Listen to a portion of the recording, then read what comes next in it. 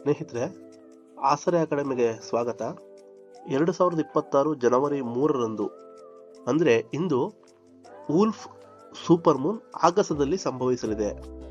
ಭಾರತ ಸೇರಿ ಜಗತ್ತಿನ ಅನೇಕ ದೇಶಗಳಲ್ಲಿ ಈ ವಿಸ್ಮಯ ಗೋಚರಿಸತಕ್ಕಂಥದ್ದು.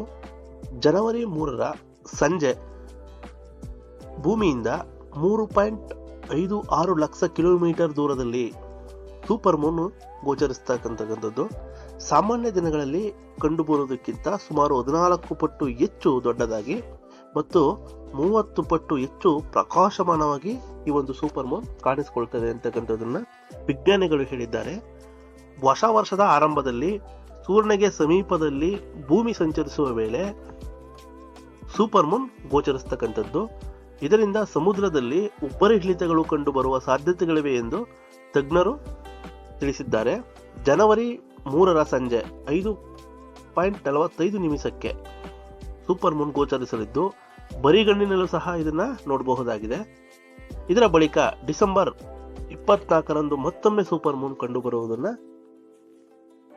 ಕಂಡುಬರಲಿದೆ. ನೋಡಿ, 2026ರ ಜನವರಿ ತಿಂಗಳ ಮೊದಲ ಸೂಪರ್ ಮೂನ್ ಆಗಿರ್ತಕ್ಕಂಥದ್ದು. ನಮಸ್ಕಾರ.